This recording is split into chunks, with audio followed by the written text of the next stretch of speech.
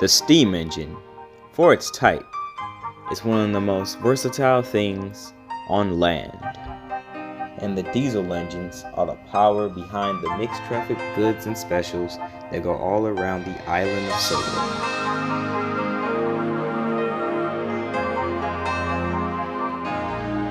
This is NWR Stories.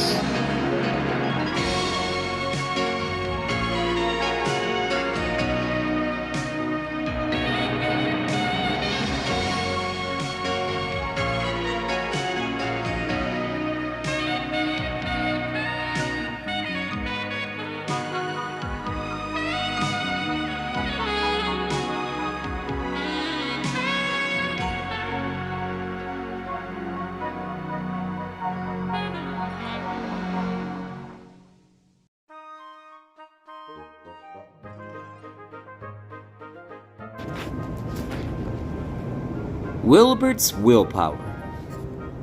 It had been a busy day on the island of Sodor, and Percy the small engine was feeling very overworked. All day, Percy could be seen with one train after another.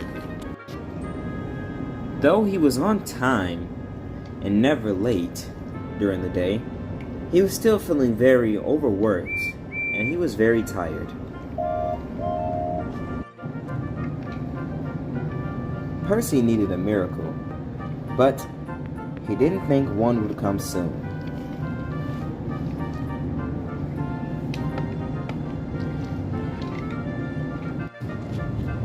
Later that day, Percy arrived at Farquhar's sheds, and he was very tired. Well, there's the sound of a hard-working engine. How are you, Percy? I'm very tired. I was extremely busy today.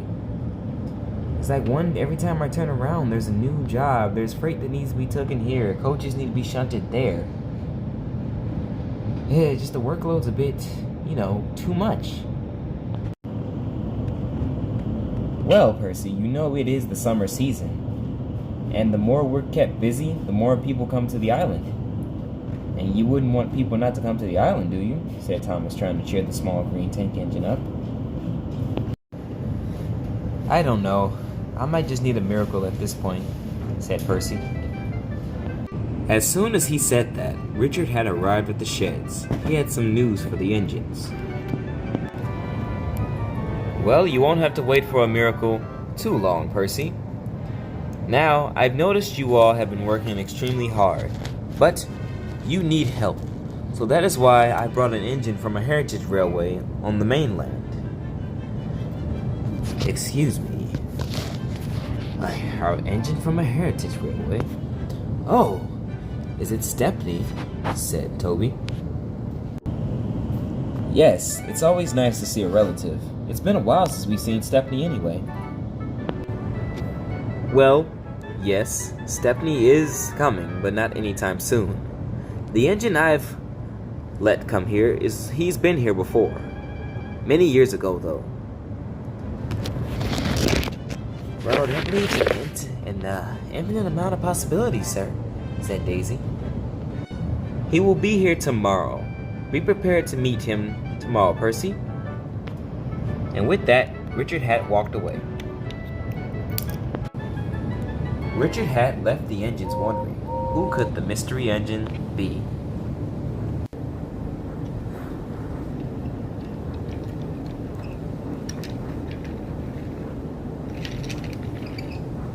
The next day, Percy arrived into the station, awaiting the visitor to arrive. Why are we here, driver? Said Percy. Well, Sir Richard Hatt did say that the engine that's visiting will be meeting you here. Well, I don't see an engine. Maybe the Fat Controller got mixed up with something. That usually happens. I guess it's genetic, I guess. But as Percy said that, an engine with 6 small wheels, a saddle tank, and a familiar name on the side came into view. Percy could not believe his eyes who it was. It was his old friend Wilbert from the Dean Forest Railway. I don't believe it. Wilbert, you're back. It has been 30 years since we've last seen you. Yes, indeed.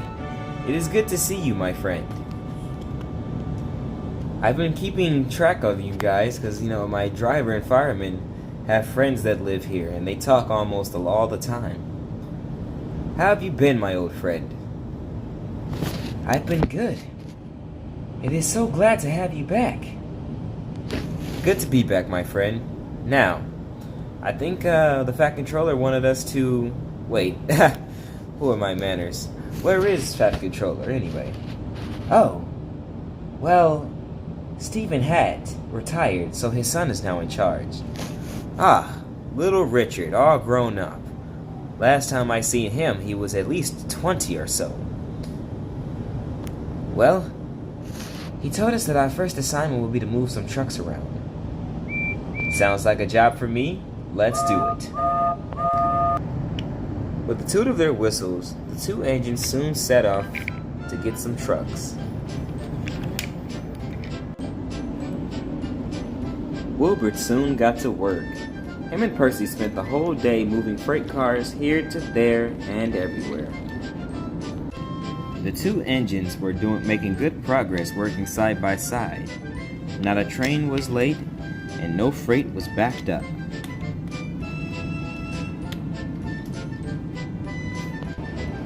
As for Wilbert, he was just glad to be back on the island of Sodor. He had missed the place. He reunited with old friends and met new ones. But overall, Wilbert was just glad to be on a railway with familiar faces, which made the blue saddle tank happy. That night, all the engines were at the sheds. Wilbert had just returned from a return journey with some freight cars. He was most exhausted, but was glad to be in the company of his fellow engines. So, Wilbert, how was your day? Tell us all about it. It was a day, Toby. I'm just glad to be back on Sodor. There's something about seeing familiar faces that just makes you feel right, said Wilbert contently. Yes, indeed, replied Thomas. You had the whole island happy to see you. Some of the people that were children when you came here are now grown up.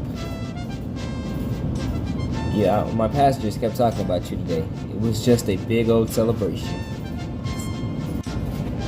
So how are things on the Dean Forest Railway, Wilbert? I'm pretty sure things are going well. Yes, especially now that the running season is back up. Everything's been running like clockwork. We've made some extensions on the line, and pretty much everyone is happy. But I've yearned to come back to Sodor for years. Because I don't know, something about my visit back in the 90s was just surreal, said Wilbert.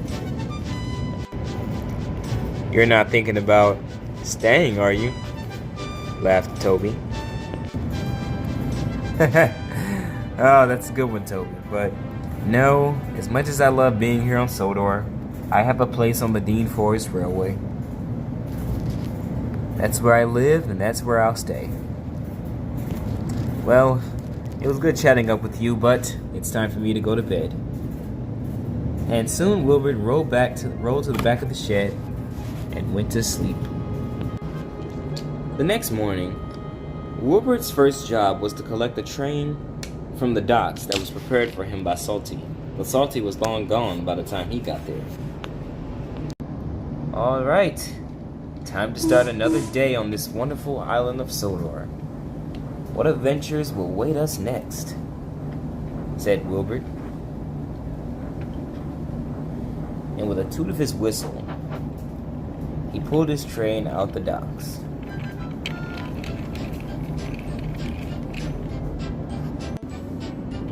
Wilbert moved down the line without a care in sight. As usual, he was happy just working on the sodor. While he traveled down the line, he once again saw familiar faces that he hadn't seen in a long time. Wow, I've missed this place, said Wilbert as he thought to himself. James was moving up the line with a good strength.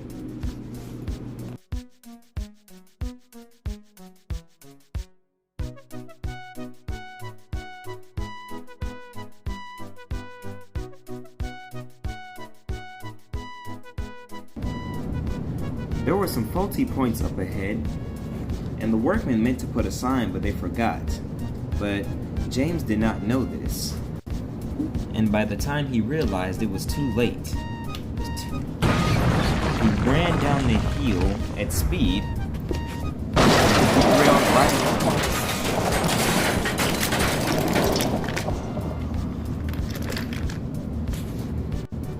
on. His driver and fireman jumped clear and were not injured, but James had been crashed right at the intersection.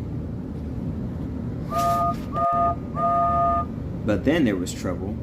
He certainly heard the whistle of a familiar engine. "Oh no, that's Wilbert. I must warn him," said James. Wilbert was making his way through Thomas's branch line when he heard the whistle. Oh no, must be some trouble up ahead. So Wilbert decided to go slow until he came up on the accident, and he gently applied his brakes, narrowly avoiding it. "Oh my, James, what happened here?" said Wilbert with a concerned expression. "Faulty points, but I'm okay. My driver and firemen are okay as well. But we might need someone to send for help." "Right away, James," said Wilbert, and he gently moved his train out the way. Soon, help arrived in the form of Maverick, the works diesel.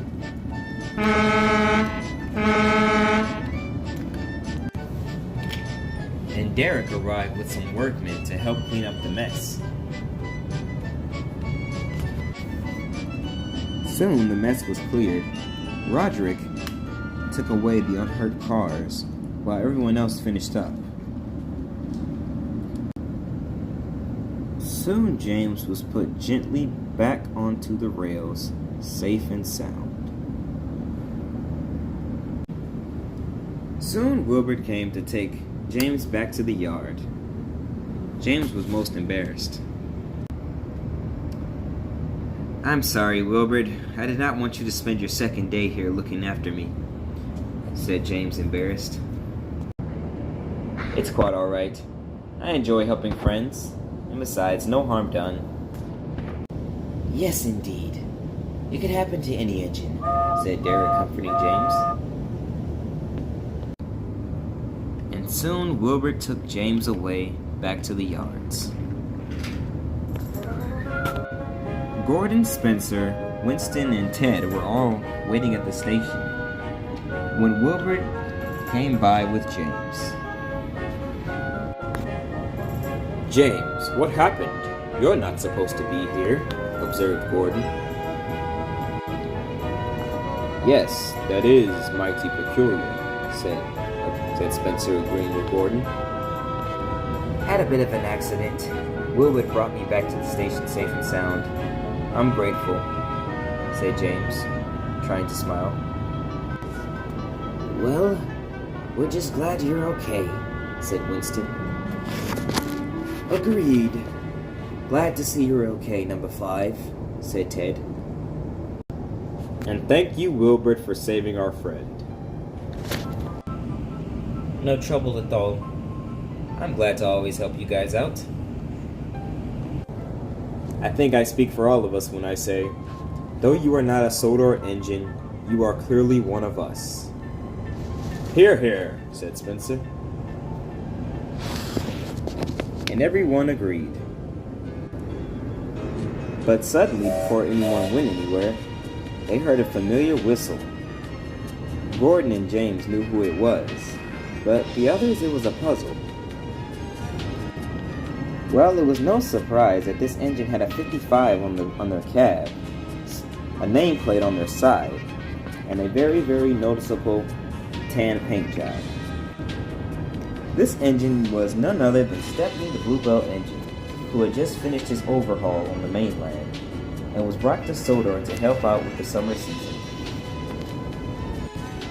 It is safe to say that the engines were happy due to their visits on the island, and they were glad to see both two old friends on the railway. There will be more surprises. Aren't you excited?